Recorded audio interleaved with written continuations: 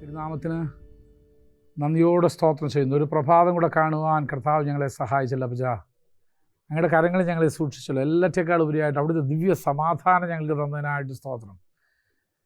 കർത്താവ് അങ്ങ് പറഞ്ഞല്ലോ, അത് ലോകം തരുന്ന പോലല്ലെന്ന്. അല്ല അപ്പച്ച, അത് ഞങ്ങളുടെ പ്രയാസങ്ങളിലും ഞങ്ങളുടെ കഷ്ടതയിലും ഞങ്ങളുടെ ഏകാന്തതയിലും ഞങ്ങളുടെ ഒറ്റപ്പെടുത്തലിലും എല്ലാം ഞങ്ങൾക്ക് ആശ്വാസം തരുന്ന, ഞങ്ങൾക്ക് സന്തോഷം തരുന്നൊരു സമാധാനമായിരിക്കാൻ ഞങ്ങളങ്ങ് സ്തുതിക്കുന്നു. കർത്താവെ, ഞങ്ങളുടെ പ്രിയപ്പെട്ടവരെ യാത്രയിലായിരിക്കുന്നു. വഴിയാത്രകളെല്ലാം കർത്താവെ സൂക്ഷിക്കണമേ.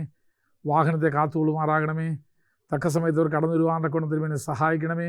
ദൈവകൃപ അവരോട് കൂടെ ഇരിക്കണമേ എന്ന് പ്രാർത്ഥിക്കുന്നു. ഞങ്ങൾ പഠിക്കുന്നത് ഞങ്ങളുടെ ജീവിതത്തിൻ്റെ ആത്മീയ വളർച്ചയ്ക്ക്, മറ്റുള്ളവരെ കർത്താവെ വളർത്തിയെടുക്കുന്നതിന് നീ ഞങ്ങളെ സഹായിക്കണമേ എന്ന് പ്രാർത്ഥിക്കുന്നു. മഹത്വം അങ്ങേക്ക് യേശുവിൻ്റെ നാമത്തിൽ തന്നെ. ആമേൻ. ഇന്നലെ നമ്മൾ പഠിച്ചത് അവസാനമായി പറഞ്ഞു നിർത്തിയത് എന്തുവാ? എന്തുവാ? Yes, do not magnify the mistakes or failures. പരാജയങ്ങളെ, തെറ്റുകളെ, നമ്മുടെ കൂടെ വർക്ക് ചെയ്യുന്ന ഒരാളുടെ പരാജയത്തെ അല്ലെങ്കിൽ അയാളുടെ ജീവിതത്തിൽ വന്ന ഒരു തെറ്റിനെ നമ്മൾ എന്ത് ചെയ്യരുത്? വലുതാക്കി കാണിക്കരുത്. എൻ്റെ ഒന്നാമത്തെ കാരണം എന്താ പറയാൻ കാരണം? എൻ്റെ ഒന്നാമത്തെ കാരണം, തമ്പുരാൻ നമ്മളോട് അങ്ങനെ ചെയ്യുന്നത് അല്ലേ? ദൈവം നമ്മളോട് അങ്ങനെ ചെയ്യുന്നത്. നമ്മുടെ അകൃത്യങ്ങളോ എന്ത് ചെയ്യത്തില്ല, പകരം ചെയ്യുന്നില്ല. ഞാൻ ഇനി നിൻ്റെ പാപങ്ങളെ ഓർക്കത്തുപോലുമില്ല. എൻ്റെ ദയ നിൻ്റെ മേൽ എന്ത് ചെയ്തിരിക്കുന്നു? ദീർഘമാക്കിയിരിക്കുന്നു, വലുതാക്കിയിരിക്കുന്നു. അപ്പോൾ ദൈവം നമ്മളോട് അങ്ങനെ ചെയ്യുന്നത്. അപ്പം അത് തന്നെ നമ്മളും എന്ത് ചെയ്യണം? നമ്മുടെ ശുശ്രൂഷകന്മാരോട്, കൂട്ടുവിശ്വാസികളോട്, നമ്മുടെ ടീമിൽ വർക്ക് ചെയ്യുന്ന ആളുകളോട് നമ്മളത് തന്നെ ചെയ്യണം. അതാണ് അതിൻ്റെ ഒന്നാമത്തെ കാരണം. രണ്ടാമത്, എന്തോ വല്ലതും പറഞ്ഞത് ഞാൻ ഇല്ല. രണ്ടാമത് എന്തുകൊണ്ടാണ് തെറ്റുകൾ വലുതായി? ഈ തെറ്റിനെ വലുതാക്കിക്കൊണ്ട് ആരും നന്നാവാൻ പോകുന്നില്ല. ഒരാൾ ചെയ്ത തെറ്റിനെ നമ്മൾ വലുതാക്കി കാണിച്ചിട്ട്, അയാളെ അവഹേളിച്ചിട്ട്, അവരെ സമൂഹത്തിൻ്റെ മധ്യേ നിന്ദിച്ചിട്ട് ഒരിക്കലും ഒരു വ്യക്തി എന്ത് ചെയ്യത്തില്ല? നന്നാവില്ല. പകരം മനസ്സങ്ങ് കഠിനപ്പെടുകയും മനസ്സ് തഴമ്പിക്കുകയും ചെയ്യും. വേറെ ഒത്തിരി തെളിവുകളുണ്ട്. ഒരാളുടെ ഒരു തെറ്റിനെ ബോധ്യപ്പെടുത്തി കൊടുക്കേണ്ടത് എങ്ങനെയാണ് എന്നുള്ളതിന് വേദപുസ്തകത്തിലെ ഏറ്റവും നല്ലൊരു ഉദാഹരണമാണ് ആരുടെയും? ദാവീദിൻ്റെയും നാഥാൻ്റെയും ഉദാഹരണം. ഓർക്കുന്നുള്ളൂ നിങ്ങളെ സമയം? ദാവീദ് ചെയ്തൊരു വലിയ പാപമാണ്. പക്ഷേ പാപം എന്നുള്ളത് ദൈവവചനത്തിലൂടെ നോക്കുമ്പോഴത് പാപം. ഓക്കെ, മറ്റേത് അന്നത്തെ രാജാക്കന്മാർക്ക് അനുവദനീയമായ ഒരു കാര്യമാണ്, അനുവദിക്കപ്പെട്ടൊരു കാര്യമായിരുന്നു അത്. അവർക്ക് ഇഷ്ടമുള്ളവരെ എടുക്കുന്നു, ഇഷ്ടമില്ലാത്തവരെ കളയുന്നു, അല്ലെങ്കിൽ കൊല്ലുന്നു, എടുക്കുന്നു. ഇതൊക്കെ അങ്ങനെ തന്നെ ഒരു ലോക മനുഷ്യൻ്റെ ദൃഷ്ടിയിൽ അതൊരു തെറ്റായ കാര്യമൊന്നുമല്ല. ദാറ്റ്സ് നമ്മുടെ ഭാഷ പറഞ്ഞ നാട്ടു നടപ്പാണ്. പക്ഷേ ദാവീദേ, നീ ഇത് ചെയ്തത്, നീ എൻ്റെ ഹൃദയപ്രകാരമുള്ളൊരു മനുഷ്യനാണ്, നിനക്കിത് ചെയ്യാൻ അനുവാദമില്ല. അപ്പം ദൈവത്തിൻ്റെ ദൃഷ്ടിയിൽ കൂടെ നോക്കിയപ്പോഴാണ് ദാവീദ് ചെയ്തത് എന്തായിട്ട് മാറിയത്? ഒരു തെറ്റായിട്ട് മാറിയത്. കറക്റ്റ് ചെയ്യാനായിട്ട് ദൈവം തീരുമാനിച്ചു. ഞാനൊരു കാര്യം എപ്പോഴും പറഞ്ഞുതരാം. ഇത്രയും വർഷത്തെ എൻ്റെ ലീഡർഷിപ്പിൻ്റെ എൻ്റെ ക്രിസ്തീയ ജീവിതത്തോട് വന്നത്, തെറ്റ് ചെയ്തവർക്കെല്ലാം ദൈവം തിരുത്താൻ അവസരം കൊടുക്കും, എല്ലാവർക്കും കൊടുക്കും. കാരണം എന്നാ? ഒന്ന്, അതവൻ്റെ സ്വഭാവമാണ്. രണ്ട്, അവൻ ദീർഘക്ഷമയുള്ളവനാണ്. മൂന്ന്, നമ്മൾ നഷ്ടപ്പെടാൻ ദൈവം ആഗ്രഹിക്കുന്നില്ല, ഒരിക്കലും ആഗ്രഹിക്കുന്നില്ല. നോ വൺ ഷുഡ് പെറിഷ് എന്നാണ് പറയുന്നത് അല്ലേ? അത് പാപിയെക്കുറിച്ച് മാത്രമല്ല, അങ്ങനെയാണെങ്കിൽ എത്ര അധികമാണ് നമ്മെക്കുറിച്ച്. അപ്പോൾ ദൈവം എല്ലാവർക്കും ഒരു അവസരം കൊടുക്കും. അത് പല രീതിയിൽ ദൈവം നമുക്ക് അതിനുള്ള ആ അവസരങ്ങൾ അല്ലെങ്കിൽ ആ ബോധ്യം നമുക്ക് നൽകിത്തരും. എന്താണെന്നൊന്നും ഞാൻ പറയാൻ പോകുന്നില്ല. പക്ഷെ ഗോഡ് വിൽ ഗിവ്. ദൈവം അവസരം തരും എല്ലാവർക്കും.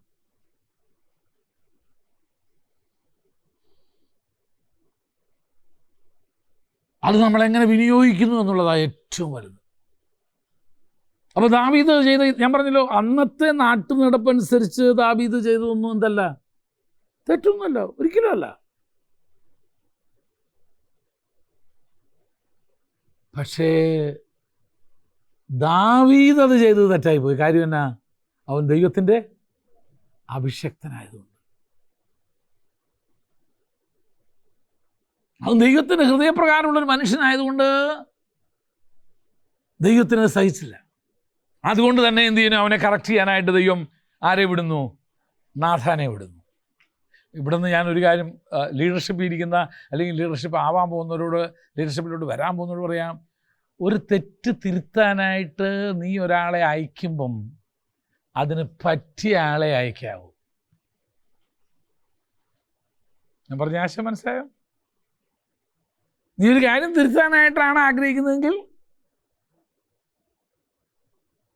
അദ്ദേഹം പറഞ്ഞാൽ അത് കേൾക്കും, അദ്ദേഹം പറഞ്ഞാൽ അത് അനുസരിക്കും, അദ്ദേഹം അത് വളരെ തന്മയത്വമായിട്ട് എന്ത് ചെയ്യുക, കൈകാര്യം ചെയ്യും എന്ന ബോധ്യമുള്ള ഒരാളെ മാത്രമേ എന്ത് ചെയ്യാവൂ, അയക്കാവൂ. അല്ലെങ്കിൽ അത് കൊളാക്കി കൈകൊണ്ട് തരും. ഒരു സംശയമില്ല. അപ്പോൾ ദൈവം മനഃപൂർവ്വമായിട്ട് തന്നെയാണ് നാഥാനെ എന്ത് ചെയ്യുന്നത്, ആ ദൗത്യത്തിനെ തിരഞ്ഞെടുക്കുന്നത്. എൻ്റെ ഒരു ചോദ്യം ഞാൻ ഇവിടെ ചോദിക്കാൻ പോവാ. ഞാൻ അങ്ങനൊരു വിഷയം വന്നാൽ, ഒരു വിഷയം കൈകാര്യം ചെയ്യേണ്ടി വന്നാൽ, ഇതുപോലെ തന്നെ ഒരു വിഷയമാണെന്ന് വിചാരിച്ചു. സഭയിലൊരു വിശ്വാസി അല്ലെങ്കിൽ സഭയിലൊരു വേലക്കാരൻ ഇങ്ങനൊരു പ്രശ്നത്തിൽ പെട്ട് കിടക്കുക, നിങ്ങളെ അയക്കാൻ പറ്റൂ? അത് പോകുന്ന വഴിക്ക് തന്നെ ഭാര്യ ആദ്യം വിളിക്കും, അല്ലേ? സാറേ ഇന്ന് എന്നെ എൻ്റെ അടുത്ത് പറയാൻ, എൻ്റെ ഒരു പ്രശ്നം തീർക്കാൻ. അപ്പോൾ എന്തൊരു പ്രശ്നമാണ്? അത് ഞാൻ വന്നിട്ട് പറയാം. അപ്പം കുറേ കൂടെ ഇൻക്യൂസിറ്റി കൂടി, അല്ലേ?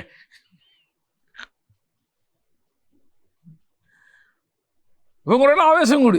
അതെന്താ അങ്ങനെ? അല്ല, അത് ഞാൻ വന്നിട്ട് അതുണ്ട്, ഒരു വിഷയമുണ്ട്, അത് ഞാൻ വരുമ്പോൾ പറയാം. അപ്പോൾ കുറേ കൂടെ എന്തായി? ക്യൂരിയോസിറ്റി കൂടി, ആകാംക്ഷ കൂടി. അല്ല, പറഞ്ഞേച്ചു പോ. അതേ പറയണ്ട, ജെറിനെ കുറിച്ചാ, കുഴപ്പമില്ലല്ലേ? എന്താ ജെറിനെ വിളിക്കുന്നത്? ജെറിനെ എന്താ പറ്റി?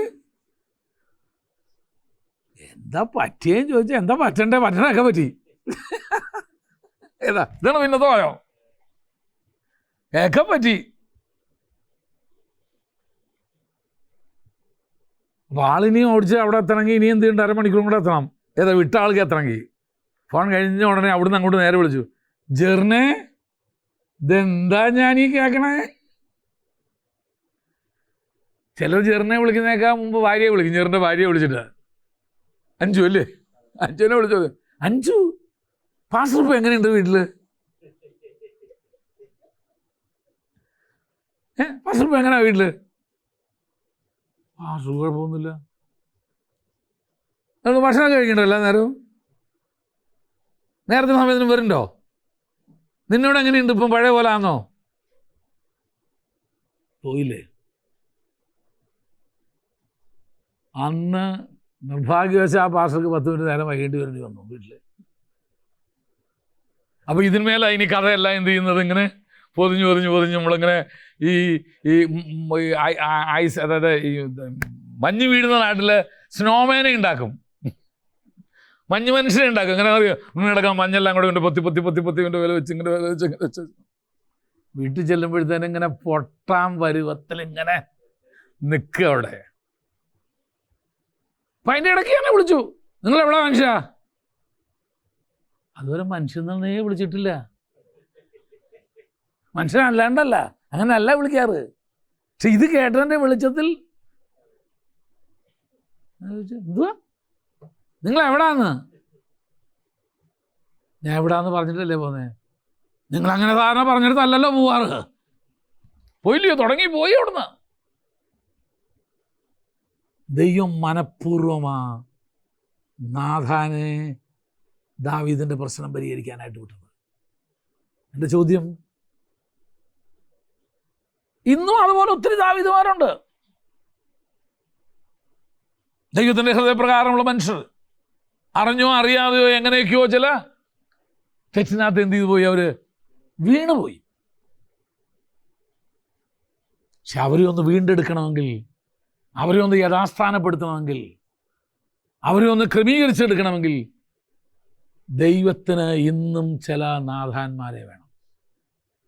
നാഥാൻ ഒരു അത്ഭുതവും ചെയ്തിട്ടില്ല കേട്ടോ. വേദപുസ്തകത്തിൽ ആകെ നാഥാൻ ചെയ്ത ഏറ്റവും വലിയ ശുശ്രൂഷ എന്തുവാണെന്നറിയാമോ? ദൈവത്തിൻ്റെ ഹൃദയപ്രകാരമുള്ള ഒരു മനുഷ്യനെ യഥാസ്ഥാനപ്പെടുത്തി എന്നുള്ളതാണ്. നാഥാൻ പ്രവാചകന്റെ പുസ്തകം എന്ന് പറഞ്ഞിട്ട് നമുക്ക് ദിനവൃത്താന്ത പുസ്തകങ്ങളിലും രാജാക്കന്മാരുടെ പുസ്തകങ്ങളൊക്കെ കാണാം. പക്ഷെ പുസ്തകം നമ്മൾ ഇതിനകത്ത് തപ്പി നോക്കിയാൽ കാണില്ല. ഞാൻ ബൈബിൾ ഹിസ്റ്ററി പഠിപ്പിച്ചപ്പോൾ നിങ്ങൾ അത് പഠിച്ചു വല്ലവരുണ്ടോ അതിനകത്ത് വേദപുസ്തകത്തിൽ പരാമർശിക്കപ്പെട്ടിട്ടുള്ളതും എന്നാൽ വേദപുസ്തകത്തിൽ കാണാത്തതുമായ ഒരു 10-12 പുസ്തകങ്ങളുടെ പേര് ഞാൻ തന്നിട്ടുണ്ട്, പഠിപ്പിച്ചായിരുന്നു. അതിലൊന്നാണ് നാഥാൻ പ്രവാചകൻ്റെ പുസ്തകം. പക്ഷെ പുസ്തകം നമുക്ക് ഇതിനകത്തില്ല. അപ്പോൾ ആളൊരു പുസ്തകം എഴുതിയിട്ടുണ്ട്, പ്രവാചക പുസ്തകം എഴുതിയിട്ടുണ്ട്. പക്ഷേ ഒരുപക്ഷെ ഇതിനകത്ത് വേണ്ടാന്ന് തോന്നി കാണാതിരിക്കാം, അല്ലെങ്കിൽ എന്തോ എന്തായാലും ഇതിനകത്ത് ഇല്ലെന്നുള്ളത് വാസ്തവമാണ്. പിന്നെ അവൻ ചെയ്തു എന്ന് പറയുന്ന ഏറ്റവും വലിയ ശുശ്രൂഷ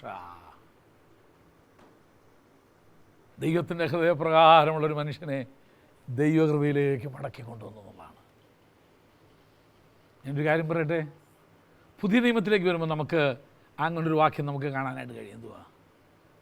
പിന്മാറ്റത്തിൽ പോയ ആ ഒരുത്തനെ തിരിച്ചു വരുത്തുന്നത് ഒരു വലിയ ശുശ്രൂഷയാണ് വേദപുസ്തകത്തിൽ എന്ത് ചെയ്യുന്നുണ്ട്, പുതിയ നിയമത്തിൽ നമുക്ക് കാണാനായിട്ട് കഴിയും. അങ്ങോട്ടൊന്നും കയറുന്നു വേണം, നിങ്ങൾ ലീഡർഷിപ്പ് ക്ലാസ് ആയതുകൊണ്ട് ഞാനിങ്ങനെ പറഞ്ഞു പോകത്തേ ഉള്ളൂ.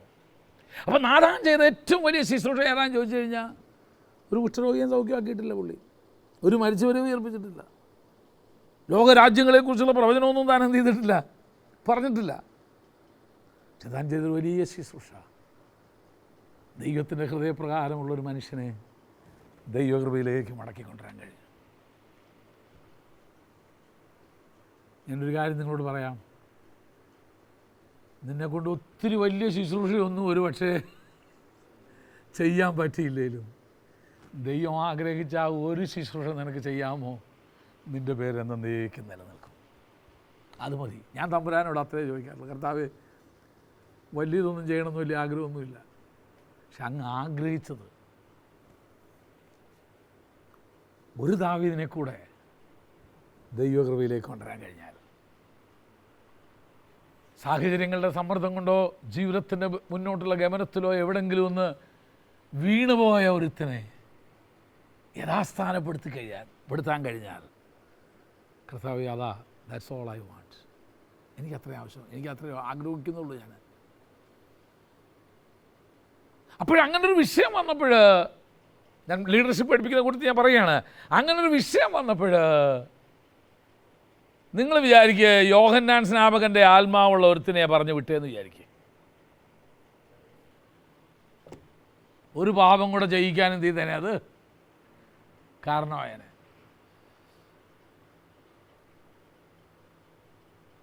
അവൻ വെട്ടൊന്ന് തുണ്ട് രണ്ടെന്നുള്ള അവൻ്റെ ശബ്ദം തന്നെ കേട്ടല്ലേ, സർപ്പസന്തതികളെ വരാ എന്നെ വിളിയാന്നറിയാമോ അല്ലേ,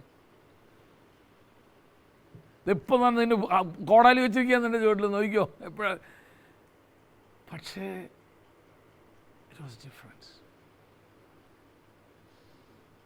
ഞാൻ ചോദിക്കട്ടെ, ഈ കാലഘട്ടത്തിൽ ദാവീദിനെ പോലുള്ള ദൈവത്തിന് ഇസ്രായേലിൻ്റെ മധുരഗായകൻ എന്നറിയപ്പെട്ടവൻ, ഇതൊക്കെ വീഴ്ചയ്ക്ക് മുമ്പ് സംഭവിച്ച കാര്യങ്ങളാട്ടോ.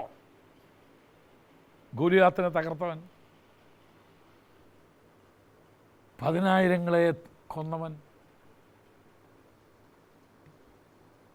സമൂഹനാൽ അഭിഷേകം പ്രാപിക്കപ്പെട്ടവൻ, ഒത്തിരിയുണ്ട്. ജീവിതത്തിൽ വീണ് കഴിഞ്ഞപ്പം നമ്മളൊക്കെ ആണെങ്കിൽ പിന്നെ അവനെ എന്ത് ചെയ്യത്തില്ല, അടുപ്പിക്കത്തേ ഇല്ല. വീട്ടിൽ പ്രത്യേകം പറഞ്ഞു നോക്കിയാൽ ദാവീദം കാണത്തില്ല, കാണാൻ ഫോൺ വിളിക്കുന്നത് നിങ്ങൾ എടുക്കരുത്, വീട്ടിൽ കയറ്റ പോലും ചെയ്യരുതെന്ന് പറഞ്ഞല്ലേ. പക്ഷെ അവനെ യഥാസ്ഥാനപ്പെടുത്താൻ ദൈവത്തിന് ഇന്നും ചില നാഥാന്മാരെ വേണം, ഇന്നും വേണം ദൈവത്തിന്. കാരണം ഇന്നുമുണ്ട് ദാവീദിനെ പോലെ ശക്തന്മാരായ വീണുപോയ ഭക്തന്മാർ. ഞാൻ പറയാറുണ്ട്, നിങ്ങൾക്ക് ഏത് പാപി വേണമെങ്കിലും ഇവിടെ വിളിച്ചുകൊണ്ടുവരാം. 4 കെട്ടിയവനെയോ 8 കെട്ടിയവനെയോ 16 കെട്ടിയതിനെയോ എത്ര പാപത്തിൻ്റെ പടുകുഴി പോയനായാലും നിങ്ങൾ അവരെ ഇങ്ങോട്ട് വിളിച്ചുകൊണ്ട് വരെ. എൻ്റെ ശുശ്രൂഷ അതാ, ദ മിനിസ്ട്രി ഓഫ് റെസ്റ്റോറേഷൻ, യഥാസ്ഥാനപ്പെടുത്തുന്ന ഒരു ശുശ്രൂഷ. എത്ര തന്മയത്വമായിട്ടാ നാഥാനത് കൈകാര്യം ചെയ്തതെന്ന് നോക്കിയേ, എത്ര തന്മയത്വമായിട്ട്. എൻ്റെ അവസാനം പറഞ്ഞു, ആ മനുഷ്യൻ നീ തന്നെ. ഒന്നും പറഞ്ഞില്ല, മറുപടി ഒന്നും പറഞ്ഞില്ല. ഉടനെ എഴുന്നേറ്റ് പോയി തൻ്റെ പ്രാർത്ഥനാ മുറിയിൽ ചെന്നു. യഹോവേ, നിന്നോട് തന്നെ ഞാൻ പാപം ചെയ്തു, നിനക്ക് അനിഷ്ടമായുള്ളത് ഞാൻ ചെയ്തു. എൻ്റെ ചിന്തയിൽ അങ്ങനെ വന്നുപോയി, ഞാൻ ചെയ്തു പോയി. ഈ സോപ്പ് കൊണ്ട് എന്നെ കഴിയണമേ, രക്ഷയുടെ സന്തോഷം എനിക്ക് തിരികെ തരണേ, നിൻ്റെ പരിശുദ്ധാത്മാവിനെ എന്നെ നിന്ന് എടുക്കല്ലേ, എനിക്ക് പാപികളോട് നിൻ്റെ വഴിയെക്കുറിച്ച് എനിക്ക് അറിയിക്കണം. അതെല്ലാം പ്രാർത്ഥിച്ച് കഴിഞ്ഞിട്ട് പിന്നെ താൻ എഴുതിയതാ 32-ാം സങ്കീർത്തനം. ലംഘനം ക്ഷമിച്ചും പാപം മറച്ചും കിട്ടിയ മനുഷ്യൻ ഭാഗ്യവാൻ. യഹോവ ആത്മാവിൽ കണക്കിടാത്ത മനുഷ്യൻ ഭാഗ്യവാൻ. അവനെ യഥാസ്ഥാനപ്പെടുത്തി ആലയത്തിന് വേണ്ടി അവന് ചെയ്യാവുന്നത് മുഴുവൻ അവൻ ചെയ്തിട്ടെടുത്തു. ഇന്നും ദാവീദ് പ്രസംഗിക്കപ്പെടുന്നതിൻ്റെ പുറകിലെ കാരണം അതൊന്നു മാത്രമാണ്. ദാവീദിന് തിരിഞ്ഞു നോക്കുമ്പോൾ ഒരു കാര്യം പറയാനുണ്ട്. ഞാനിന്ന് ദൈവകൃപയിൽ നിൽക്കാൻ കാരണം ഒരു നാഥാൻ എന്നെ താങ്ങിയതുകൊണ്ടാണ്. ഒരു നാഥാൻ എന്നെ താങ്ങിയതുകൊണ്ടാണ്. ഞാനും വീണുപോയതാ, ഞാനും പെട്ടുപോയതാ, ഞാനും നാശയോഗ്യനായിരുന്നു, ഞാൻ മരണയോഗ്യനായിരുന്നു. പക്ഷേ ഒരു നാഥാൻ എന്നോട് കൂടെ നിന്ന് എന്നെ യഥാസ്ഥാനപ്പെടുത്തി.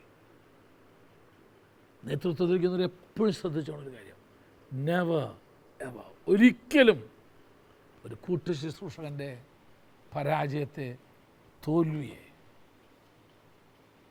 ഞാൻ പറയാം, ഈ പ്രസ്ഥാനം വിട്ടുപോയ ഒത്തിരി ആളുകൾ. എന്തുകൊണ്ട് അവർ വിട്ടുപോയി എന്നുള്ളത് പലർക്കും ഇന്നും അറിയില്ല.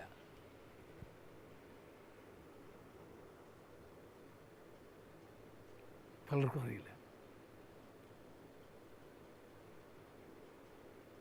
അവർ പലതും പറഞ്ഞ് നടക്കുന്നുണ്ടാവും, പക്ഷേ അതിൻ്റെ ഉള്ളിലെ കാരണം മറ്റൊന്നാണ്. ഇന്നും ഞാൻ ആരോടും വെളിപ്പെടുത്തിയിട്ടില്ല, വെളിപ്പെടുത്തുകയില്ല. അതെല്ലാം എൻ്റെ മരണത്തോടുകൂടെ കുഴിച്ചിടപ്പെടണം, അടുത്തൊരു തലമുറ അറിയരുതെന്ന് എനിക്ക് ഭയങ്കര നിർബന്ധമുണ്ട്. അവരെല്ലാം ഇന്ന് ശുശ്രൂഷയിലുണ്ട്.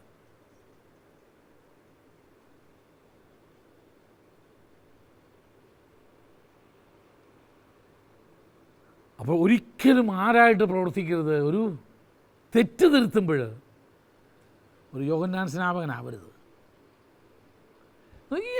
ഇത് ദാവീദ് ചെയ്ത അതേ തെറ്റ് തന്നെ ആരും ചെയ്തേ? ഹെരോദാവ് ചെയ്തേ.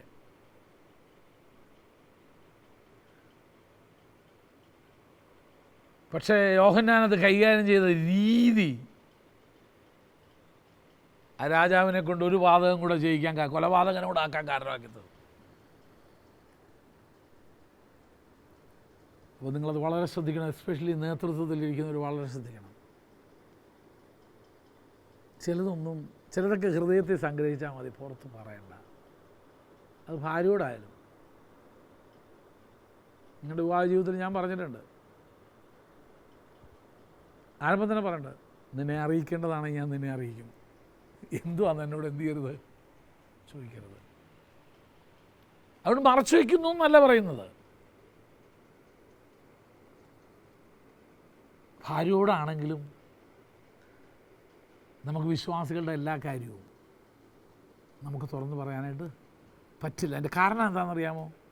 ഒരു പുരുഷന് ക്ഷമിക്കാൻ കഴിയുന്ന പോലെ ഒരു സ്ത്രീക്ക് ക്ഷമിക്കാൻ കഴിയില്ല.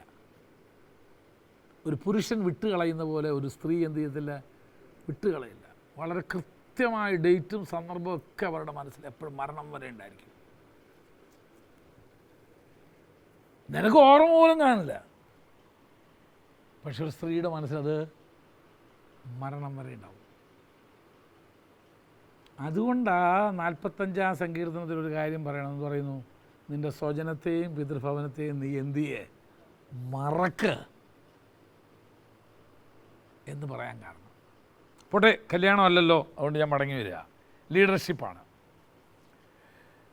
അപ്പോൾ നമ്മൾ അവസാനമായി പറഞ്ഞു നിർത്തിയത്, do not magnify, a leader should not magnify the mistakes or failures. ഒരു നേതാവ് ഒരിക്കലും തൻ്റെ ശുശ്രൂഷകന്മാരെ തൻ്റെ ടീമിലുള്ളവരുടെ തെറ്റുകളെ വലുതാക്കി എന്ത് ചെയ്യരുത്, കാണിക്കരുത്. അതിന് 2 ഉദാഹരണം നമ്മൾ രണ്ടുപേരും എടുത്തു. അടുത്തത് 12-ാമത്തെ പോയിന്റ്, ഇവാലുവേറ്റ് യുവർ റിസൾട്ട്സ് എന്ന് പറഞ്ഞാൽ നീ ഇത്രയ്ക്ക് ഇടയ്ക്കിടയ്ക്ക് എന്ത് ചെയ്യണമെന്നറിയാമോ, ഒന്ന് വിലയിരുത്തുക നിൻ്റെ പ്രവൃത്തികളെ വിലയിരുത്തുക. ഇടയ്ക്കിടയ്ക്ക് ചോദിക്കണം. കാരണം അതിന് മുമ്പെല്ലാം നമ്മൾ കണ്ടു, അവർക്ക് വേണ്ടുന്നതെല്ലാം നമ്മൾ കൊടുത്തു, അവരെ പ്രോത്സാഹിപ്പിച്ചു, അവരെ എക്വിപ്പ് ചെയ്തു. എല്ലാം കഴിഞ്ഞിട്ടാണ് നമ്മൾ എന്ത് ചെയ്തേക്കുന്നത്, അവരെ എന്ത് ചെയ്തിരിക്കുന്നത്, ഫീൽഡിലേക്ക് വിട്ടേക്കുന്നത്, ഒരു ദൗത്യം ഏൽപ്പിച്ച് വിട്ടിരിക്കുക. ഇടയ്ക്ക് വിളിച്ചു ചോദിക്കണം. ഇപ്പം ഞാൻ ഒരാളെ ട്രിവാൻഡ്രത്തോട്ട് വിട്ടെന്ന് വിചാരിക്കുക, ഒരു 2 മണിക്കൂർ കഴിയുമ്പോൾ ഞാൻ വിളിക്കും, എവിടെ എത്തി പാസ്റ്റേ? ഇല്ല, ദേ ഇറങ്ങുക. ഇറങ്ങുക, എനിക്കവിടെ എത്ര മണിക്ക് എത്തേണ്ടതാ ഇവൻ, അത് കണക്കൂട്ടി അവിടെ നിന്ന് വിടുന്നേ. ആ പുള്ളിപ്പോൾ പറഞ്ഞ് ദേ ഇറങ്ങി. ഞാൻ ചോദിച്ചാൽ ഇറങ്ങിയെന്ന് പറഞ്ഞാൽ എവിടെ എത്തിയെന്ന് ചോദിച്ചാൽ അത് പറയില്ല, കാരണം ഇറങ്ങിയിട്ടില്ല ഇപ്പോഴും. കക്കോസിൽ നിന്നായിരിക്കും ഇറങ്ങിയിട്ടുണ്ടാവുക, വേണമെങ്കിൽ, അല്ലെങ്കിൽ കുളമുറിയിൽ നിന്നായിരിക്കും ഇറങ്ങിയിട്ടുണ്ടാവുക. അത് കഴിഞ്ഞ് ഒരു 2 മണിക്കൂർ കഴിയുമ്പോൾ ഞാൻ ഒന്നുകൂടെ വിളിക്കും, പാസ്റ്റേ എവിടെ എത്തി? സമയം നോക്കിയിട്ട് ഇപ്പോൾ ഏതാണ്ട് കോട്ടയം കഴിയേണ്ട സമയം കഴിഞ്ഞല്ലോ, എവിടെ എത്തി? കോട്ടയം എത്താറായി എന്ന് പറഞ്ഞാൽ എവിടെ, അങ്കമാലി എത്തിയിട്ടുള്ളേ. ഇവാലുവേറ്റ്, ഇടയ്ക്കിടയ്ക്ക് വിളിച്ച് ചോദിക്കണം. അതുകൊണ്ടാണ് വിളിച്ച് ചോദിക്കുന്നത്. തിങ്കളാഴ്ച വരുമ്പോഴേ ചോദിക്കും, എത്ര പേര് അവിടെ ആരാധിക്കണ്ടായിരുന്നു ചേട്ടനെ? അത് കുറച്ച് പേരുണ്ടായിരുന്നു. അതെ, കുറച്ച് പേരുണ്ടായിരുന്നു എന്നല്ല ചോദിച്ചാൽ, എത്ര പേരെന്നാണ് ഞാൻ ചോദിച്ചത്. അത് 34 അല്ലെങ്കിൽ 28. തജിപ്പാസോട് ചോദിക്കും, സെൻട്രൽ എവിടെയൊക്കെ ആരാൻ നടന്നു? ഈ ആഴ്ച ഞാൻ ചോദിച്ചില്ല, ഇന്നലെ വന്നപ്പോൾ അതാ എന്നോട് പറഞ്ഞേ. പിന്നെ എന്തുവായിരുന്നു പണി? അതല്ലേ ഏൽപ്പിച്ച ദൗത്യം, എനിക്കറിയണം. കാരണം എനിക്ക് 7-ാം തീയതി ആകുമ്പോൾ സപ്പോർട്ട് കൊടുക്കണ്ടേ എല്ലാത്തിനും. വല്ലതും ചെയ്തു എന്നറിയണ്ടേ ഇവരൊക്കെ വല്ലതും. അതിന് ഏറ്റവും നല്ലൊരു ഉദാഹരണം ഞാൻ പറഞ്ഞുതരാം വേദപുസ്തകത്തിൽ നിന്ന്. നിങ്ങളിൽ ഒരാൾക്ക് 100 ആടുണ്ടെന്നിരിക്കട്ടെ, അതിലൊന്ന് കാണാതെ എങ്ങനെ അറിഞ്ഞു ഇയാൾ?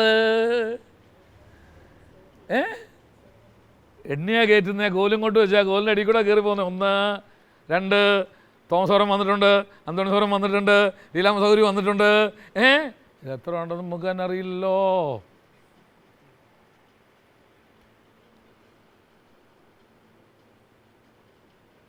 പൗലോസ് ഇടയന്മാർക്ക് ലേഖനം, നിന്റെ വിചാരണയിൻ കീഴിലുള്ള ആട്ടിൻകൂട്ടത്തെ നീ അതിനെ കണക്ക് കൊടുക്കേണ്ടതാ. എത്ര ആടുണ്ട്?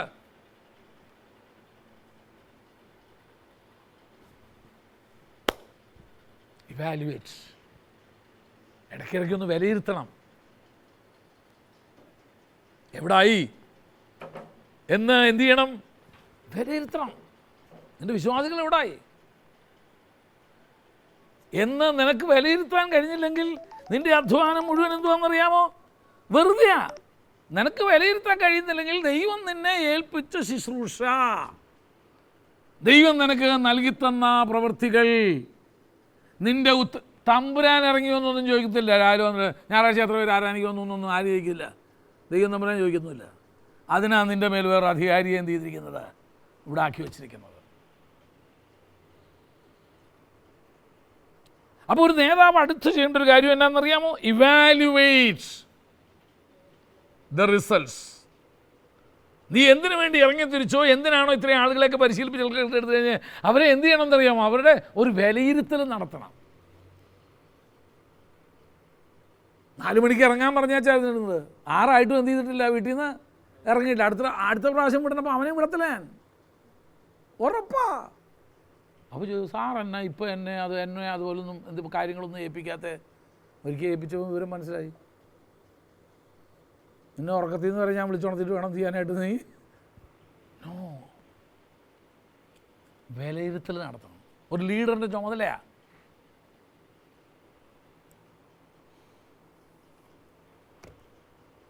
ഇല്ലെങ്കിൽ എന്നാ, ആരും ചോദിക്കാനും പറയാനും ഇല്ലെങ്കിൽ വന്നത് വാക്ക് ചെന്നത് ചെയ്യല്. ഒരു വിശ്വാസി വന്നില്ലെങ്കിൽ എന്താ, വൈകുന്നേരം ഉറങ്ങുന്നതിന് മുമ്പ് വിളിച്ച് ചോദിക്കണം, ഇന്ന് എന്നെ ആരാധനയ്ക്ക് വരാൻ എന്തോ പറ്റി? ഒന്നും പറ്റിയില്ല. ഒന്നും പറ്റിയില്ലെങ്കിൽ ഞാൻ അങ്ങോട്ട് വരികയെന്നാ. എന്തോ പറ്റിയെന്നറിയണ്ടേ? ഇവാലുവേറ്റ്. നിൻ്റെ പ്രവൃത്തികളെ നീ ഒന്ന് വിലയിരുത്തുക. ഒരു നേതാവ് അടിക്കടി ചെയ്യണം. ഒരു ലക്ഷ്യമിട്ടിട്ടാണ് ഒരു നേതാവ് നീങ്ങുന്നത്. ഞാൻ പറഞ്ഞല്ലോ, ഗോൾ, വിഷനുണ്ട്, ഗോൾ ഇതെല്ലാം ഉണ്ട്. അത് ഇട്ടിട്ട് അങ്ങനെ നമ്മളിപ്പോൾ എവിടം വരെ എത്തി? ഏതാണ്ട് ഈ ക്ലാസ് തുടങ്ങിയിട്ട് പകുതിയായി. 30 ക്ലാസ്സേ ആയുള്ളൂ. 15 ആയി. ഇപ്പോൾ 15 ആവാൻ പോവുക. ഈ 15 ആയി കഴിയുമ്പോൾ തുടങ്ങി ഞാൻ ഒരു വിലയിരുത്തൽ നടത്തും, വല്ലതും പഠിച്ചോ ഇല്ലയോ എന്നുള്ളത്. എന്നും വന്നിരുന്നോന്നല്ല എനിക്കറിയേണ്ടത്, വല്ലതും ഇതിൽ നിന്ന് പഠിച്ചോ. So A leader should evaluate. എന്ത് ചെയ്യണം? വിലയിരുത്തണം എൻ്റെ പ്രവർത്തികളെക്കുറിച്ച്. അടുത്തത് 13ാമത്തെ പോയിന്റ്, ഇവാലുവേഷൻ മാത്രം നടത്തിയാൽ പോരാ. അപ്പോൾ ഇവാലുവേഷനിൽ എന്തൊക്കെയുണ്ട്? ഓവർ സ്പീഡിലാണ് വിചാരിക്കുക. ഞങ്ങളെ പറഞ്ഞു വെച്ചു, ഞാൻ വിളിച്ചപ്പം പാസ്റ്റർ ഞാൻ ആറ്റിങ്ങിലെത്തിയെന്ന് പറഞ്ഞാൽ, എടാ ഇവന് പോയ സ്പീഡ് ഭയങ്കരമാണല്ലോ എന്ന് ഞാൻ പറയും. ഏയ് എത്ര മൈലിലാ പോയേ?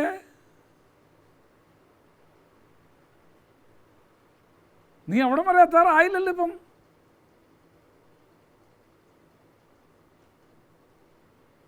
എന്നാ സ്പീഡിലായി പോകുന്നത്? എന്തു ഇത് ജീവിക്കണ്ടേ? അതോ ഞങ്ങളുടെ വിധവാ പെൻഷൻ്റെ കൂട്ടത്തിൽ ഒരാളെയും കൂടെ കയറ്റാനുള്ള പരിപാടി ഉണ്ടോ എനിക്ക്? ഇതെന്തോ ഇത്? ഓവർ സ്പീഡുള്ളവരോട് എന്ത് ചെയ്യേണ്ടി വരും? ചിലപ്പോൾ ഒന്ന് പിടിക്കേണ്ടി വരും. ഇതെങ്ങോട്ടായി പോന്നേ? നാളെ ജീവിക്കണ്ടേ നമുക്ക്? അതാണ് അത്. സ്ലോ ആവുന്നവരോടും പറയും, അല്ല ഇന്നൊന്നും അവിടെ എത്താൻ പ്ലാൻ ഇല്ലയോ? അതും ചോദിക്കേണ്ടി വരും ചിലരോട്. അല്ല ഇന്ന് അവിടെ എത്തണമെന്ന് വിചാരം അല്ല, അങ്ങനെ പരിപാടിയൊന്നും ഇല്ലയോ? വഴിയിൽ എവിടെയെങ്കിലും തങ്ങിയിട്ടൊക്കെ പോകാനാണോ പ്ലാന്? അതാണ് ഈ വാല്യുവേഷനിൽ ലീഡർ ചെയ്യേണ്ടത് മുഴുവനും. ഒത്തിരി സ്പീഡിൽ പോകുന്നവനെ എന്ത് ചെയ്യണം? ഒന്ന് ബ്രേക്ക് ഇട്ട് പുറകോട്ട് വലിക്കണം. തീരെ സ്ലോ ആവുന്നവനെ എന്ത് ചെയ്യണം? ഉന്തി വിട് വേണം അവനെ. എന്നിട്ട് നമ്മൾ ലക്ഷ്യത്തിലേക്ക് നമുക്ക് അവരെ എത്തിക്കണം. ശരി, അടുത്തേക്ക് വരികയാണ്. എല്ലാം കഴിഞ്ഞു. നമ്മൾ എന്ത് ചെയ്തു? നമ്മൾ ആഗ്രഹിച്ചതുപോലെ തന്നെ നമ്മൾ എന്ത് ചെയ്തു? ലക്ഷ്യസ്ഥാനത്ത് നമ്മൾ എത്തി. അവിടാണ് അടുത്ത പോയിന്റ്, സെലിബ്രേറ്റ് യുവർ വിക്ടറി. ഒരു ലീഡർ എന്ത് ചെയ്യണം? ഹി ഷുഡ് സെലിബ്രേറ്റ്, ആഘോഷിക്കണം. നമ്മളൊരു കാര്യം നമ്മൾ ഒന്നിച്ചൊരു ടീമായിട്ട് ചെയ്യാൻ പരിപാടി ചെയ്തു, എല്ലാവരും അവനവൻ്റെ കാര്യങ്ങളൊക്കെ ചെയ്തു കഴിഞ്ഞാൽ എന്ത് ചെയ്യുക? എന്നാൽ വീട്ടിൽ പോയി എല്ലാവരും ഭക്ഷണമൊക്കെ കഴിച്ച് കിടന്നുറങ്ങുക എന്ന് പറഞ്ഞല്ല വിടണ്ടേ. Let us celebrate it. കർത്താവേ, നീ ഞങ്ങൾക്ക് വിജയം തന്നതിനായിട്ട് സ്തോത്രം. അതിന് വേണമെങ്കിൽ ചിലപ്പോൾ ഒരു കാപ്പിയും ഉഴുന്നുവടയും മതിയായിരിക്കും. But that's A Joy. അത് നമ്മുടെ ഇതിൻ്റെ ഒരു അംഗീകാര്യമാണ്, അല്ലേ? നമ്മൾ ചെയ്തെടുത്തു എന്നുള്ളതിൻ്റെ ഒരു വലിയ അംഗീകാര്യമാണ് നമുക്കത്. The celebration of the victory. നമുക്കത് എന്ത് ചെയ്തു? സാധിച്ച് നമുക്ക് ലഭിച്ചു. അത് ഭാര്യയ്ക്കാണെങ്കിലും ഭർത്താവാണെങ്കിലും നമ്മുടെ മക്കളാണെങ്കിലും നമ്മുടെ ടീം മെമ്പേഴ്സ് ആണെങ്കിലും V should celebrate the victory. എന്ന് പറഞ്ഞാൽ ജയത്തെ എന്ത് ചെയ്യണം? ആഘോഷിക്കണം. ഇതിപ്പോൾ എല്ലാം കഴിയുമ്പം അവർ വേണം, പക്ഷേ പാസ്റ്റർ നമുക്കൊരു ചിലവില്ലയോ എന്ന് അവർ ഇങ്ങോട്ട് ചോദിക്കണം. അല്ലേ? വാസവനോട് നല്ല ചിലവായിട്ടാണ് ഇത്രയും നടന്നതെന്ന് പറയും. അല്ല, ഇറ്റ്സ് എ ചോയ്. ഒരു കേക്കെങ്കിലും വാങ്ങിച്ച് എന്ത് ചെയ്യുക, അവരോടൊന്നിച്ചൊരു ആരുടെയും വീട്ടിൽ കേക്കില്ലാഞ്ഞിട്ടൊന്നുമല്ല, ആർക്കും വട കിട്ടാഞ്ഞിട്ടൊന്നുമല്ല. പക്ഷെ നമ്മൾ ഒന്നിച്ച് ഒരു കാര്യം ചെയ്തത് നമ്മൾ എന്ത് ചെയ്യുന്നു, ആഘോഷിക്കും. അതൊരു ലീഡർ എപ്പോഴും ശ്രദ്ധിക്കണം കേട്ടോ. എപ്പോഴും ചിലർ പറയും എനിക്ക് തീറ്റയിലും കുടിയിലൊന്നും വലിയ വിശ്വാസമില്ല, ഇയാൾ തന്നെ ഇരുന്ന് തിന്നുന്ന കണ്ടോ നമ്മൾ തന്നെ അന്തം വിടും. ഈ വിശ്വാസമില്ലാത്ത ആളാണോ ഇതെല്ലാം കൂടെ നോക്ക്. No, we should celebrate the victory. അപ്പോൾ ഒരു നേതാവിനുണ്ടായിരിക്കേണ്ട ഗുണങ്ങളെക്കുറിച്ചാണ് നമ്മൾ എന്ത് ചെയ്തത്, ഇത്രയും നാൾ പഠിച്ചുകൊണ്ടിരുന്നത്. അടുത്ത നമ്മുടെ മെയിൻ ടോപ്പിക്കിലോട്ട് കയറാൻ പോവുക നമ്മൾ. Who is A leader? ആരാണ് ഒരു നേതാവിനെ? എല്ലാവരെയും കയറി വിളിക്കാമോ? ഇല്ല. മലയാളത്തിലൊരു ശൈലിയുണ്ട്, അഴകിയവനെ അച്ഛാന്ന് വിളിക്കുന്ന. കേട്ടിട്ടുണ്ടോ അത്? ഇല്ല, കേട്ടിട്ടേ ഇല്ല. നിങ്ങൾ ആരും കേട്ടിട്ടില്ലത്? ഇല്ലേ? അഴകിയവനെ അച്ഛാന്ന് വിളിക്കുക എന്ന് പറഞ്ഞാൽ എന്താർത്ഥം? അച്ഛന്ന് പറഞ്ഞാൽ നന്നായിരിക്കുന്നു എന്നുള്ള അർത്ഥത്തിലല്ല. അയാൾ എൻ്റെ അപ്പനായിരുന്നെങ്കിലോ? അമ്മയുടെ തല്ലുകൊണ്ട് ജീവിച്ചേനെ അയാൾ.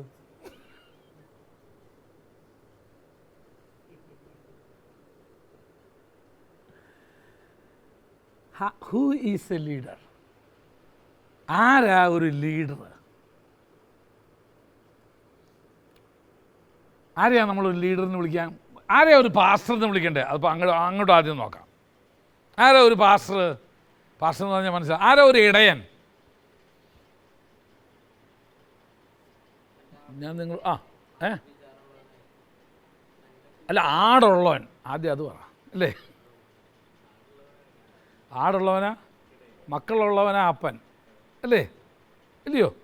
കല്യാണം കഴിച്ചു എന്നുള്ളതുകൊണ്ട് ആരും കയറി ഒരാളെ എന്ത് ചെയ്യത്തില്ല, അപ്പാ എന്ന് വിളിക്കാറില്ല. പിന്നെ വിളിക്കും അപ്പാന്നും അമ്മാന്നൊക്കെ വിളിക്കുന്ന ഒരു കൂട്ടരുണ്ട്. രാവിലെ ഇപ്പം അവരെ കാണാനില്ല. രാവിലെ വന്നിട്ട് അമ്മാ അയ്യാ വിളിക്കുന്നവരുണ്ട്. അപ്പം ആരാണ്? അതാണ് നമുക്കിവിടെ നോക്കാനായിട്ട് വേണ്ടത്. ആരാണ് ഒരു ഇടയൻ എന്നുള്ളതാണ് നമ്മളിവിടെ പഠിക്കേണ്ടത്. ഒന്നാമത്, അവൻ എന്തോ ഉള്ളവനായിരിക്കണം? അവൻ്റെ പിന്നാലെ അനുയായികളുള്ളവനായിരിക്കണം. ഒരു ഇടയൻ്റെ ഒന്നാമത്തെ യോഗ്യത അവൻ എന്തുവാ? അനുയായികളുള്ളവനാണ്.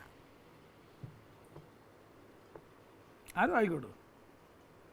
വേണമെങ്കിൽ കറുത്തവനാവാം, വെളുത്തവനാവാം, വേണമെങ്കിൽ സ്ത്രീ ആവാം, പുരുഷനാവാം, വേണമെങ്കിൽ ഏതെങ്കിലും ഒരു പ്രത്യേക വർഗത്തിൽപ്പെട്ടവരായിരിക്കാം, വർണ്ണത്തിൽപ്പെട്ടവരായിരിക്കാം. ആരായാലും he has got some followers. അവന് കുറച്ച് അനുയായികളുണ്ട്.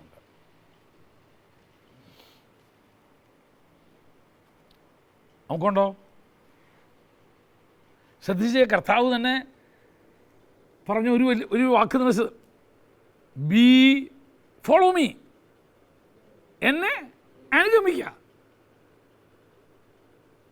അപ്പോൾ ഒരു ലീഡർ എപ്പോഴും ആരെ ഉണ്ടാക്കുന്ന ഒരാളാ? അനുയായികളെ ഉണ്ടാക്കുന്നത്, ഫോളോവേഴ്സിനെ ഉണ്ടാക്കും.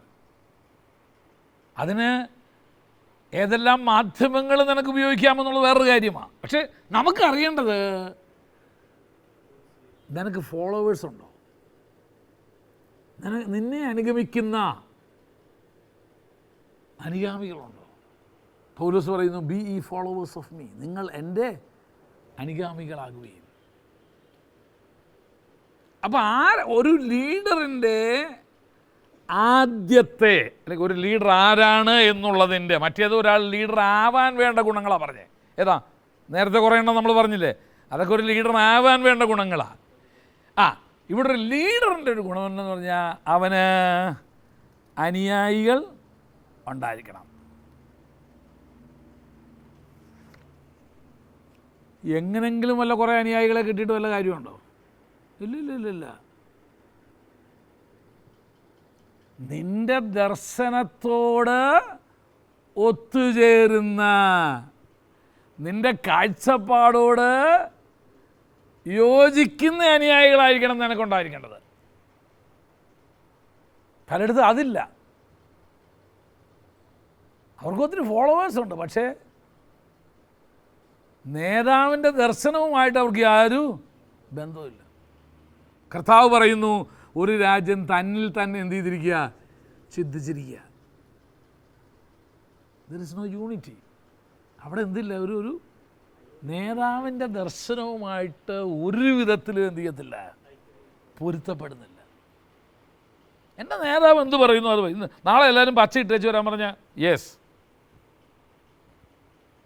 തെറ്റാ. അതെന്തിനാ പച്ച ഇടുന്നേ? That's another thing. പറഞ്ഞാൽ കേട്ടാൽ മതി. വന്നതിന് ശേഷം പറയും. നമ്മൾ ഇന്ന് പോകുന്ന ഒരു സ്ഥലം അങ്ങനത്തെ ഒരു സ്ഥലമാണ്. പച്ചക്കാടുകൾ നിറഞ്ഞൊരു സ്ഥലത്തിൽ കൂടെ നമ്മൾ എന്ത് ചെയ്യുന്നത്, പോകുന്നത്. അവിടെ നമ്മളെ തിരിച്ചറിയാതിരിക്കണമെങ്കിൽ നമ്മൾ ഈ ഡ്രസ്സ് ഇട്ടാലേ പറ്റും. വെള്ളം ഇട്ടേച്ച് പോയാലോ പെട്ടെന്ന് തന്നെ ഐഡൻറ്റിഫൈ ചെയ്യും. നമ്മളൊരു ആക്രമണത്തിന് പോവുക, നമ്മൾ ശത്രുവിനോട് യുദ്ധം ചെയ്യാനായിട്ട് പോവുക. പോകുന്ന സ്ഥലം ഇങ്ങനത്തെയാ. അവിടെ നമ്മളെ എന്ത് ചെയ്യാൻ പാടില്ല, ആളുകൾ തിരിച്ചറിയാൻ പാടില്ല.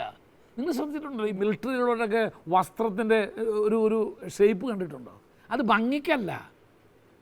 അവർ വനം പ്രദേശങ്ങളിലെയും കാടുകളിലൂടെയും അവർ യാത്ര ചെയ്യുമ്പോൾ അവരെ തിരിച്ചറിയാൻ വേണ്ടി എന്ത് ചെയ്യുക, ആ പോകുന്ന ഇതുമായിട്ട് മാച്ച് ചെയ്യുന്ന ഡ്രസ്സിലേക്ക് അവർ പോകുന്നത്. അവിടെ അനുസരണം മാത്രമേ ഇവിടെ പ്രതീക്ഷിക്കുന്നുള്ളൂ. ഒരു ലീഡർ പ്രതീക്ഷിക്കുന്നത് തിരിച്ചു ചോദിക്കാൻ പ്രശ്നങ്ങളോട് ഇരിക്കുന്നില്ല.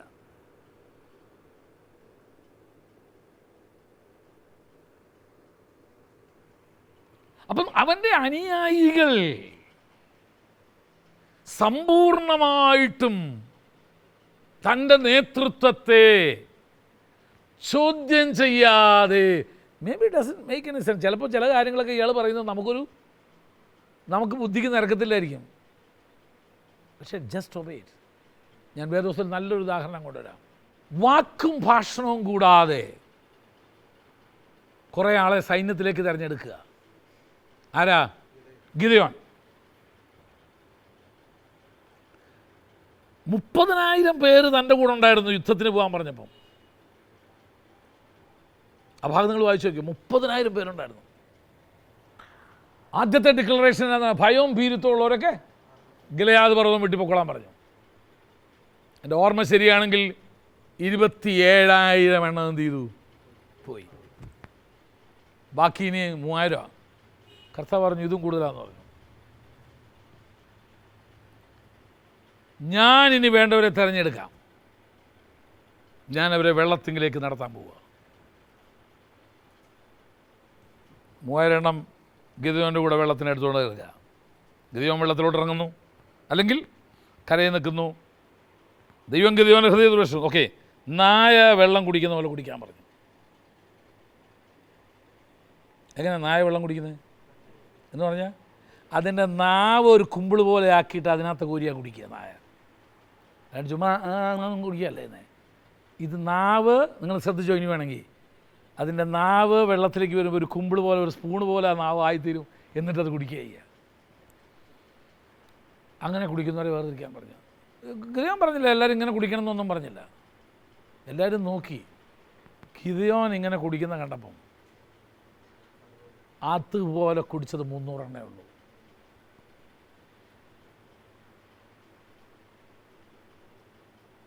ഇങ്ങനെ കുടിക്കുന്നവനെ ആയിരിക്കും ഞാൻ തിരഞ്ഞെടുക്കുന്നതെന്ന് പറഞ്ഞാൽ ഈ 3,000 എണ്ണം അങ്ങനെ കുടിച്ചാനെ കുടിക്കും.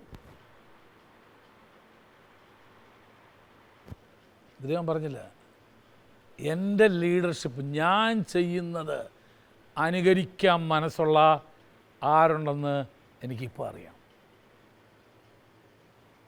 ഓക്കെ, ഈ 3,000 എണ്ണം അതുപോലെ 300 എണ്ണം കുടിച്ചു, വേർതിരിച്ചോളാൻ പറഞ്ഞു.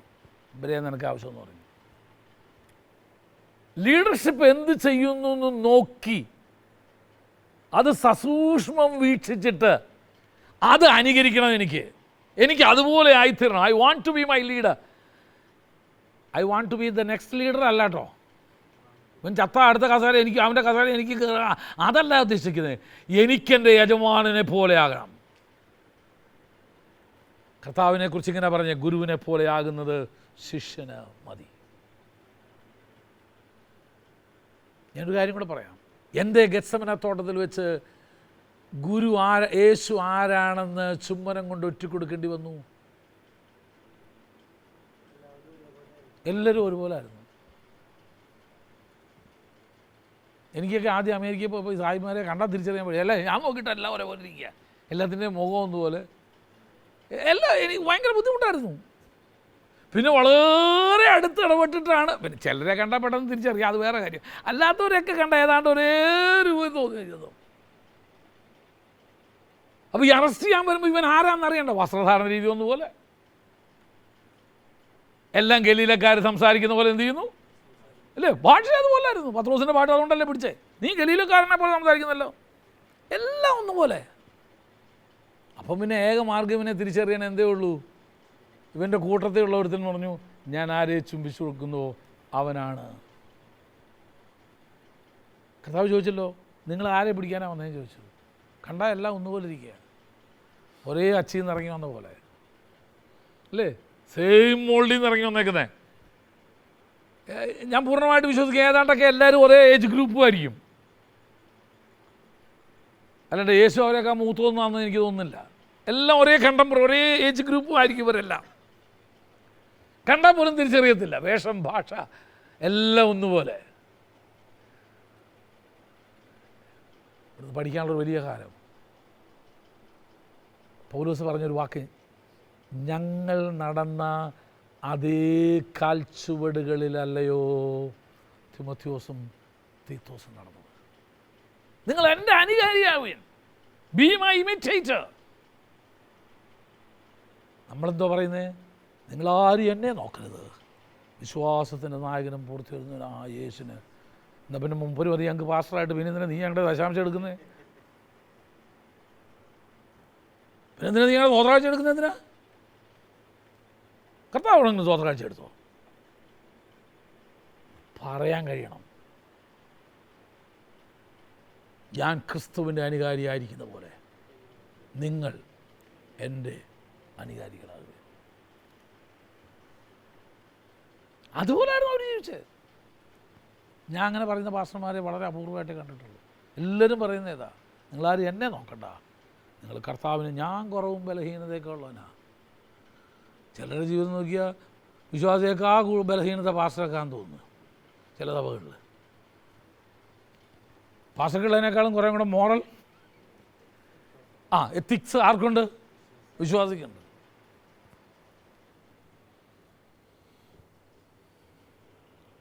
അപ്പം നമ്മുടെ കൂടെയുള്ളവർ എങ്ങനെയുള്ളവരായിരിക്കണം?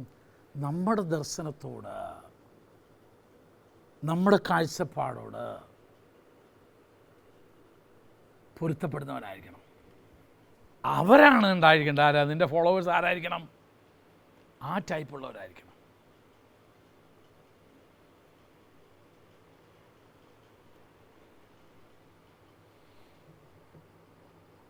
അപ്പോൾ ആദ്യത്തെ പോയിന്റ് എന്താ ഞാൻ പറഞ്ഞേ? A leader has followers. അവന് അനുയായികളുണ്ടായിരിക്കും.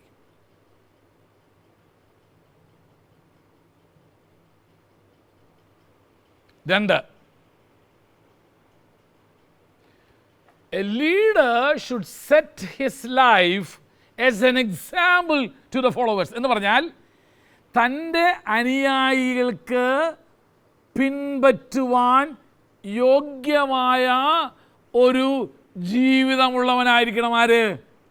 ഒരു ലീഡർ എന്ന് പറഞ്ഞാൽ, അപ്പം നിങ്ങൾക്ക് പോയിൻ്റായിട്ട് എഴുതുന്ന നിങ്ങൾ എഴുതാം, അനുകരണയോഗ്യമായ ജീവിതശൈലിയുള്ളവൻ.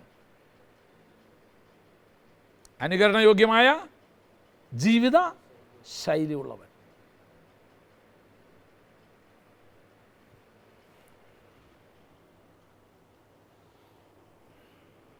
ഒന്നിട്ട് വാക്യങ്ങൾ അതിനോടുള്ള ബന്ധത്തിൽ ഒന്ന് വായിക്കുന്ന ഏറ്റവും നന്നായിരിക്കും.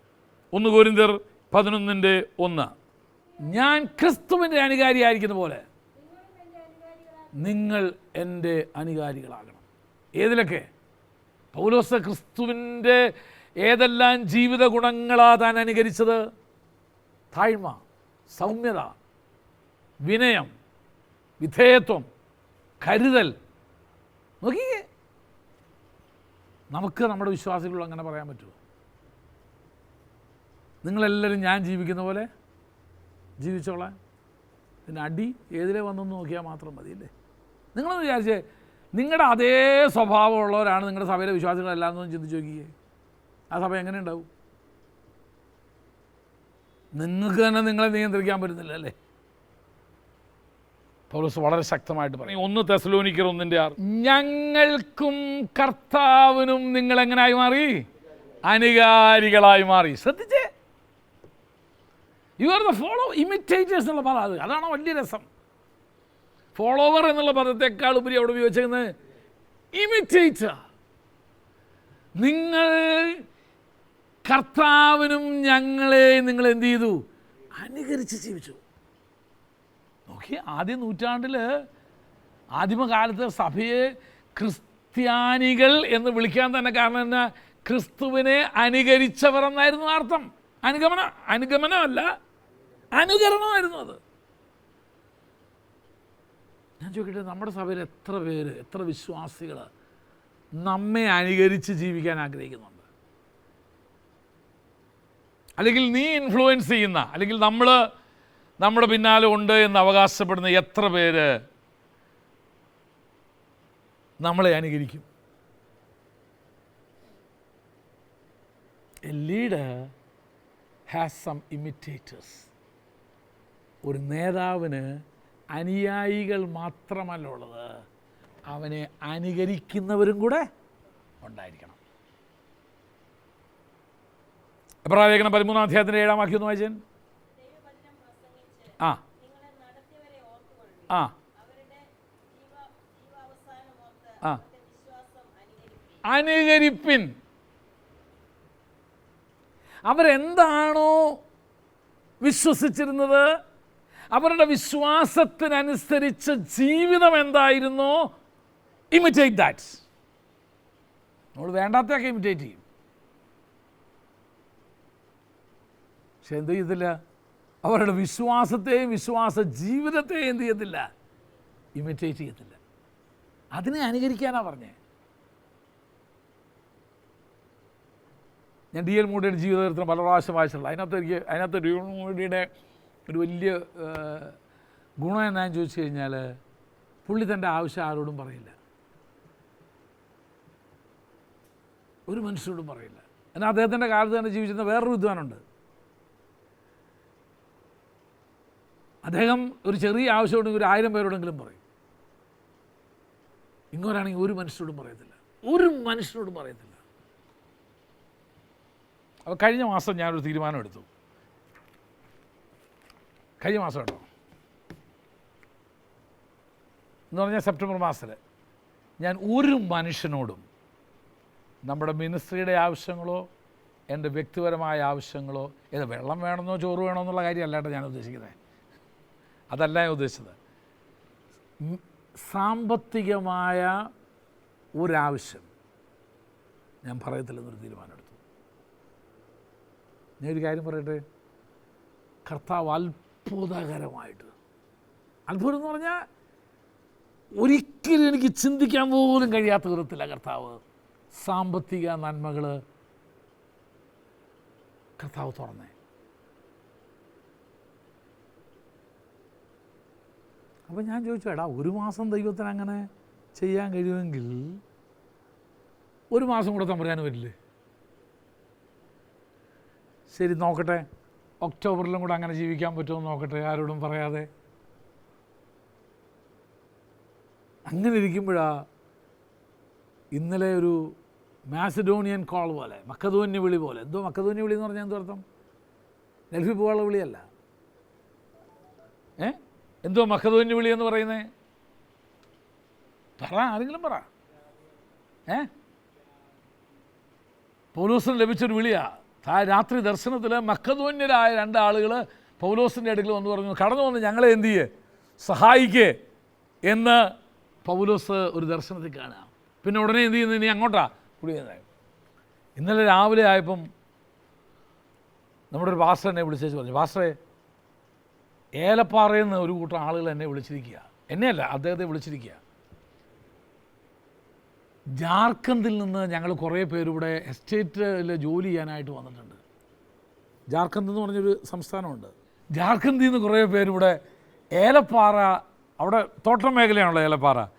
തോട്ടം മേഖലയിൽ ജോലി ചെയ്യാനായിട്ട് വന്നിട്ടുണ്ട്. ഞങ്ങൾക്കൊരു ആരാധന നടത്താൻ ഞങ്ങൾക്കൊരു പാസ്റ്റർ വേണം, ഞങ്ങൾ കുറേ പേര് ഞങ്ങളിവിടെ ഉണ്ട്, ഞങ്ങളതിന് തയ്യാറാണ്, ആരെങ്കിലും ഒന്ന് അയച്ചു തരാമോ? നമുക്ക് ജാർഖണ്ഡിൽ പോയി ഒന്നും ചെയ്യാൻ പറ്റത്തില്ല. 2-3 കാരണങ്ങളാണ്. 1 കൊറോണ, 2 ഭാഷ, 3 അവിടെ ഇപ്പം മതപരിവർത്തനം എന്ന് പറഞ്ഞ് എല്ലാത്തിനെയും അടിച്ച് പൂടിക്കുക അവിടെ ഇട്ടിട്ട് നമുക്ക് അങ്ങോട്ട് ചെല്ലാൻ ഒരു നിവൃത്തിയില്ല. നിരോധനം, മതപരിവർത്തന നിരോധന നിയമം പാസ്സാക്കിയിട്ട് ഭയങ്കര പ്രശ്നം നടന്നുകൊണ്ടിരിക്കുക. ഇവിടെ തമ്പുരാൻ അവിടെ നിന്നാണ് കുറേ എണ്ണത്തിനെ പൊക്കിയെടുത്ത് എന്ത് ചെയ്തിരിക്കുക, ഇവിടെ കേരളത്തിൽ കൊണ്ടുവന്നിട്ടിരിക്കുക. ഇവിടെ വന്ന് നീ എന്ത് ചെയ്തോ, സ്നാനപ്പെടുകയോ അഭിഷേകം പ്രാപിക്കുകയോ വേലയ്ക്ക് ഇറങ്ങിയോ എന്ത് വേണേലും ചെയ്യേ. ഞാൻ പറഞ്ഞു എൻ്റെ ദൈവം തമ്പുരാൻ ഇതൊരു ബെസ്റ്റ് ഓപ്പർച്യൂണിറ്റി ആണല്ലോ. ഞാൻ പറഞ്ഞു വർഷം ഒരു കാര്യം ചെയ്തോ, ഇവിടെ അടുത്ത് കിടക്കുന്ന പെരുമ്പാവൂർ കിടക്കുന്ന പാർശ്വം കൊണ്ട് വിടാൻ പറഞ്ഞു. ഉടനെ ഏലപ്പാറയ്ക്ക് വിടുക, വിട്ട് കാര്യങ്ങൾ അന്വേഷിച്ച് വരാൻ പറഞ്ഞു. ഞാൻ കർത്താവിനോട് പറഞ്ഞു, കർത്താവ് നീ എന്നോട് ഈ മാസം പറഞ്ഞേക്കുന്നത് വേലയ്ക്ക് ആവശ്യമായ ടോക്കൺ നീ തന്നോളാന്നാണ്, നീ സപ്പോർട്ട് ചെയ്യുന്നുള്ളതിന് ടോക്കൺ തരുമെന്നാണ്.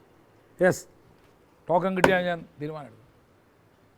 നല്ലൊരു 11:30 ആയപ്പം 2 പേര് എൻ്റെ മുറി കയറി വന്നു വെച്ച്, പാസ്റ്റർ ഇത് വേലയ്ക്ക് ഉപയോഗിക്കുക, വേലയ്ക്കോ പാസ്റ്റർ വ്യക്തിപരമായ ആവശ്യം, പാസ്റ്റർ എങ്ങനെ വേണമെങ്കിലും ചെയ്തോളാൻ പറഞ്ഞു. എൻ്റെ കുറച്ച് പൈസ എടുത്തെന്ന് വെച്ച് പറഞ്ഞു.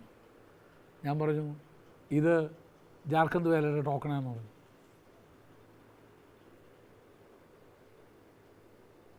ഇത് ജാർഖണ്ഡ് വേലയുടെ ടോക്കണാണ്. ദൈവം അതിനെ പരിപാലിക്കും, ദൈവം അതിനെ നടത്തുമെന്നുള്ളതിൻ്റെ ടോക്കൺ കിട്ടിക്കഴിഞ്ഞു. ഇനി ബാക്കി കർത്താവ് നടത്തിക്കോളും. ഞാൻ പറഞ്ഞു അതിൻ്റെ ആശയം,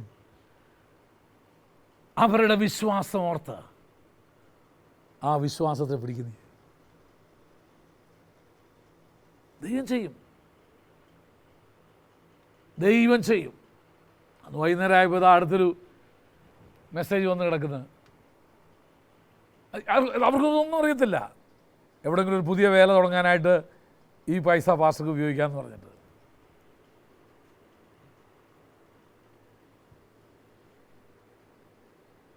ഞാൻ പറഞ്ഞ രാഷ്ട്രീയം എന്താ, ആരുടെയെങ്കിലും ജീവിതത്തിൽ വിശ്വാസം പ്രവർത്തിക്കുന്ന കാണുമ്പോൾ എന്തുകൊണ്ട് എനിക്കത് ട്രൈ ചെയ്തുകൂടാ, എന്തുകൊണ്ട് എനിക്കത് നോക്കിക്കൂടാ, DL മൂടിക്കത് കഴിയുമെങ്കിൽ എന്തുകൊണ്ട് എനിക്ക് കഴിയത്തില്ല, ഞാനതിനെ അനുകരിക്കാൻ പോവാം. ഞാൻ ആ വിശ്വാസത്തെ കർത്താവ് അന്നേരെ നോക്കും, ആമേൻ പറയും. അതാണ് നമ്മളോട് വായിച്ചത്. എബ്രായ ലേഖനം 13-ാം അധ്യായത്തിൻ്റെ 7-ാം വാക്യം എന്തോ പറയുന്നത്, നിങ്ങളോട് ദൈവവചനം പ്രസംഗിച്ച് നിങ്ങളെ നടത്തിയവരെ ഓർത്തുകൊള്ളുവിൻ, അവരുടെ ജീവിതത്തിൻ്റെ അവസാനം നോക്കിയിട്ട് അവരുടെ വിശ്വാസ ജീവിതത്തെ നിങ്ങൾ എന്ത് ചെയ്യണം, അനുകരിക്കണം. നിങ്ങൾ ചിലരെങ്കിലും തീരുമാനം എടുക്കണം, ഈ മാസം ഞാനതൊന്ന് ട്രൈ ചെയ്യാൻ പോവാം. ഈ മാസം മുഴുവൻ പറ്റത്തില്ല, ഈ ആഴ്ച എന്നെങ്കിലും പറ. ഞാൻ കഴിഞ്ഞ പ്രാവശ്യം പറഞ്ഞല്ലോ, കഴിഞ്ഞ മാസത്തിൻ്റെ ആദ്യം ഞാൻ തീരുമാനിച്ചു അരി ഭക്ഷണം കഴിക്കില്ല എന്ന്, ചോറുന്നില്ല എന്ന്. ഒരു മാസം കഴിക്കാതെ നിന്നിട്ട് ഞാൻ കഴിക്കാത്തവനെന്ന് തോന്നില്ല, ഒരു കുഴപ്പമില്ലായിരുന്നു. ചോറില്ലെങ്കിൽ ആരും ചാവത്തൊന്നുമില്ല കേട്ടോ. അതിന് തെളിവ് ഞാൻ പറഞ്ഞു തന്നൊരു ആശം, ഇമിറ്റേറ്റ് സംതിങ്.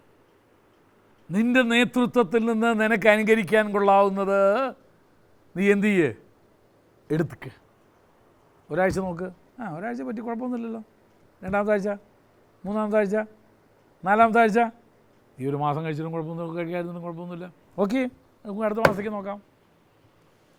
അണ്ട് കഴിക്കില്ല എന്ന് വ്രതമെടുത്തൊന്നും അല്ല കേട്ടോ.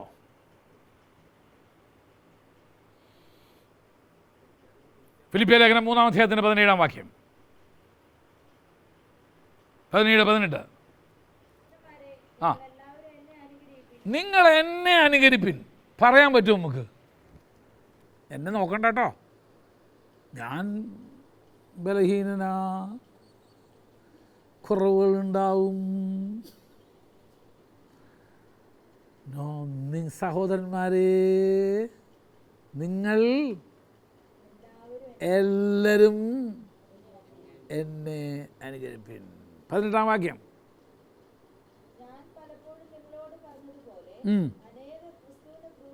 ശത്രുക്കളായി നടക്കുന്നു ഉം, എന്ന് ഇപ്പോൾ കരഞ്ഞുകൊണ്ട് പറയുന്നു. ഉം, അവരുടെ അവസാനം നാശം, ഉം, അവരുടെ ദൈവം വയറ്. ഉം, ലജ്ജയായതിൽ അവർക്ക് മാനം തോന്നുന്നു. ഉം, അവർ ഭൂമിയിലുള്ളത് ചിന്തിക്കുന്നു. ഉം.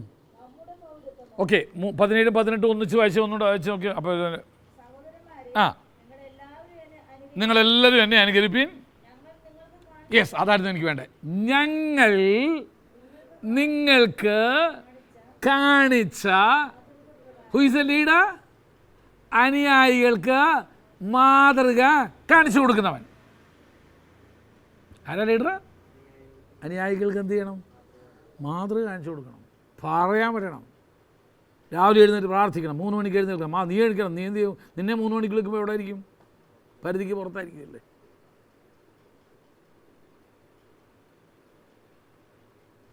ആരാധിക്കണം.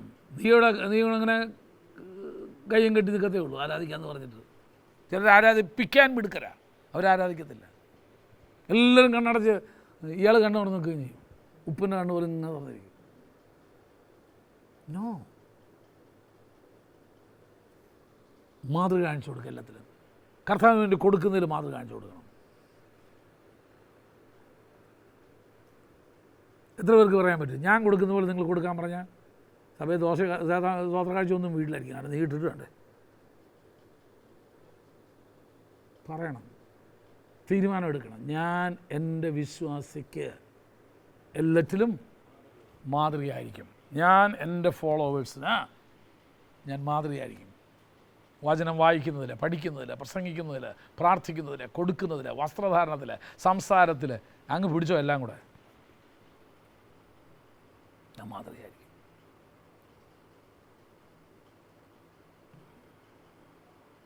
റോമാലേഖനം 16-ാം അധ്യായത്തിന് 17, 18.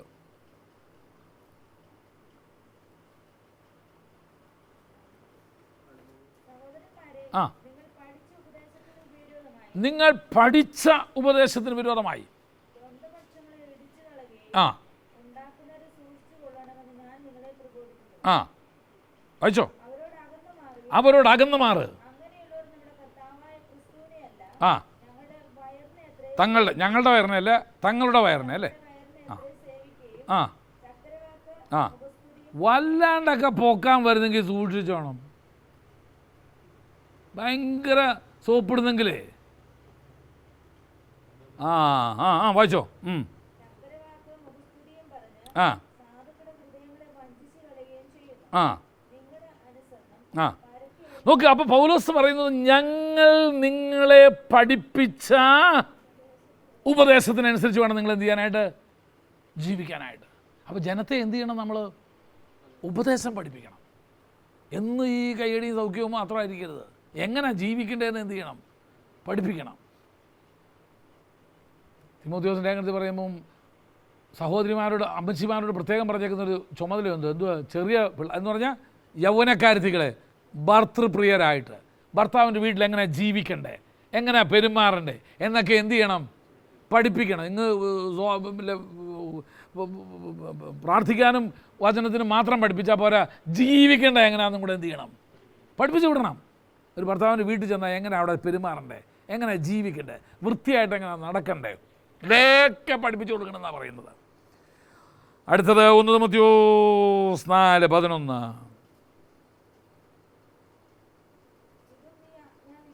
ആ ആ ഇത് നീ എന്ത് ചെയ്യണം? ആജ്ഞാപിക്കണം, ഉപദേശിക്കണം. എന്തിന്? അവരതിലെ നടക്കാൻ വേണ്ടി, അവരെ ജീവിക്കാൻ വേണ്ടി. വായിച്ചോ 12. ആ വാക്കില്, നടപ്പില്, സ്നേഹത്തില്, നിർമ്മലതയിലും നിർമ്മലതയിലും വിശ്വാസികൾക്ക് you should be an example. ആരും കാണുന്നില്ലെന്ന് പറഞ്ഞാൽ കണ്ണടച്ചൊന്നും കാണിക്കരുത്. പിന്നെ വിശ്വാസി തമ്മിൽ കണ്ണടയ്ക്കാൻ തുടങ്ങും. പിന്നെ എല്ലാവരും കൂടെ നിന്റെ നേരെ എന്ത് ചെയ്യാൻ തുടങ്ങും? കണ്ണടയ്ക്കാൻ തുടങ്ങും. പിന്നെ നിനക്ക് കണ്ണടക്കേണ്ടി വരും എല്ലാത്തിൻ്റെ മുമ്പിൽ. ആ ഞാൻ പറഞ്ഞ ആശയം നിങ്ങൾക്ക് മനസ്സിലായോ? എല്ലാറ്റിലും ഏതെല്ലാം എല്ലാം എന്നോട് പറഞ്ഞേക്കുന്നേ? വാക്കിൽ, നടപ്പില്, സ്നേഹത്തിൽ, വിശ്വാസത്തിൽ, നിർമ്മലതയിൽ.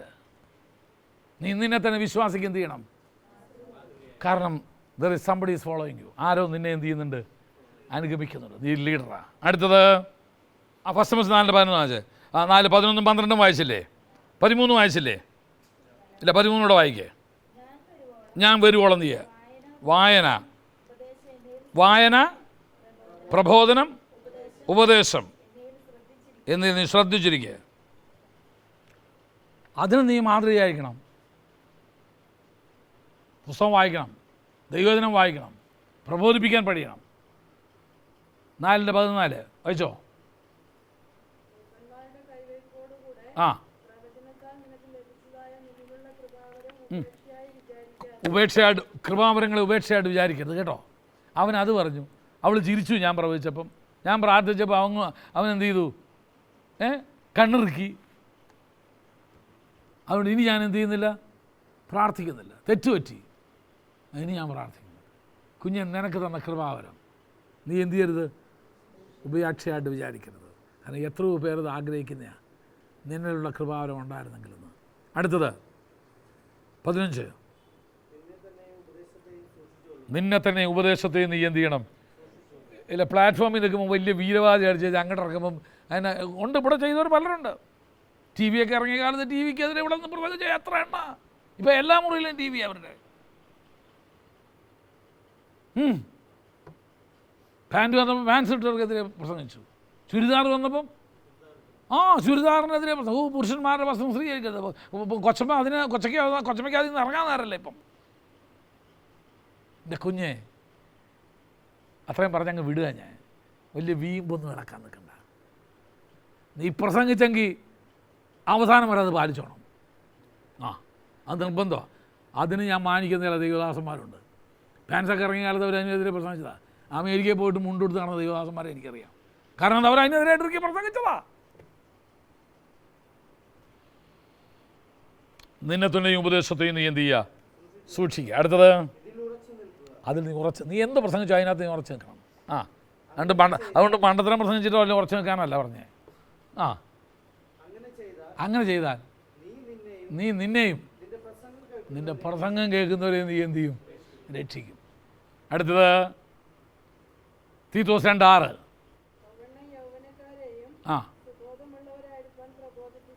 നീ ഒരു കാര്യം ചെയ്യണം. യൗവനക്കാരോട് പ്രത്യേകം പറയണം. എന്ത് വേണം? സുബോധമുള്ളവരായിരിക്കണം. അതിൻ്റെ ഭാഷയ്ക്ക് സുബോധം വേണ്ടേ? നല്ല അവർക്ക് സുബോധം കൊടുക്കാൻ പറ്റും. പിന്നെ അടുത്തത് 2:7.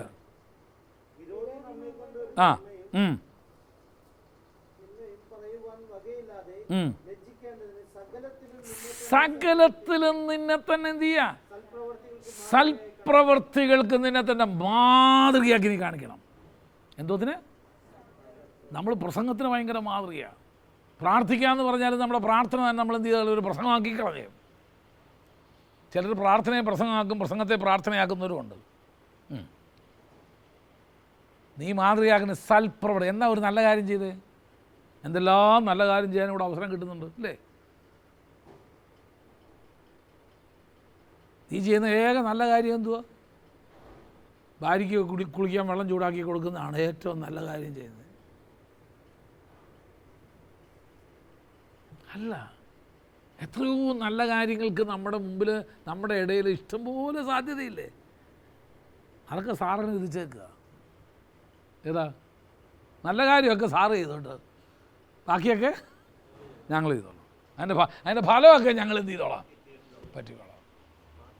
അല്ല, ബാക്കിയല്ല, ഫലമൊക്കെ ഞങ്ങൾ പറ്റിക്കോളാം. എത്ര നല്ല കാര്യമുണ്ട്. ഒരാൾക്കെങ്കിലും ഒരു മാസം ഡയാലിസിന് ഒരു 500 രൂപ കൊടുത്തുകൂടെ? ഒരാൾക്കെങ്കിലും ഒരു കിറ്റ് വാങ്ങിച്ചു കൊടുത്തുകൂടെ ഒരു 400 രൂപയ്ക്ക്?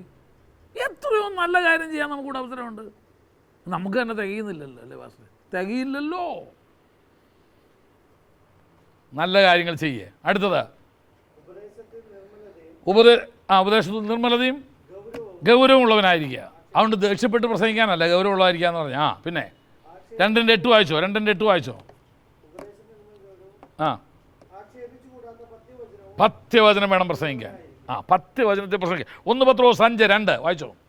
കൊശമയെ ദഹിക്കാത്ത ആളുകൾക്ക്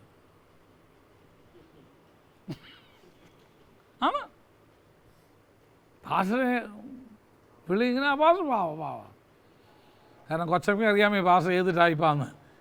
അതുകൊണ്ട് ആളുകൾ അടുത്ത് വരുമ്പം കൊച്ചമ്മയ്ക്ക് അറിയാം, കൊച്ചമ്മ കൂടെ കാണും. ഇവിടെ ചോദിക്കും എന്തായിരുന്നു ഇത്ര വലിയ. നോ. ഓക്കെ, അടുത്തത് ഇതൊക്കെ പറഞ്ഞു വരുന്ന കൂട്ടത്തിൽ എല്ലാം നിങ്ങൾ പാസ്റ്റർമാരും പാസ്റ്റർത്തിമാരും ആയതുകൊണ്ട് പറയാ. പോട്ടെ 1 പത്രോസ് 5:3 വായിച്ചോ. ആ, ദൈവത്തിന് ഹിതമാവും വേണം നീ എന്ത് ചെയ്യേ. അങ്ങനെയൊക്കെ ചെയ്താൽ 1 പത്രോസ് 5:4 കിട്ടും. എന്തുവാ? ഇടയശേഷം പ്രത്യക്ഷനാകുമ്പോൾ നിങ്ങൾ തേജസ്സിൻ്റെ വാടാത്ത കിരീടം നിങ്ങൾക്ക് ലഭിക്കും. അപ്പോൾ ഒരു ഇടയൻ ഇതെല്ലാം പറഞ്ഞ ഒറ്റ ഒരു പോയിന്റിന് മുമ്പിലാണ്. ഏത് പോയിന്റിന് മുമ്പിൽ? അല്ല, നമുക്ക് അനുകാരികൾ ഉള്ളത് കൊണ്ട് ഒരു ഇടയൻ എങ്ങനെ ജീവിക്കണം? മാതൃകയുള്ളവനായി ജീവിക്കണം. ഒരു ഇടയൻ എങ്ങനെ വേണം? അതിനായി ഇതെല്ലാം വായിച്ചത്.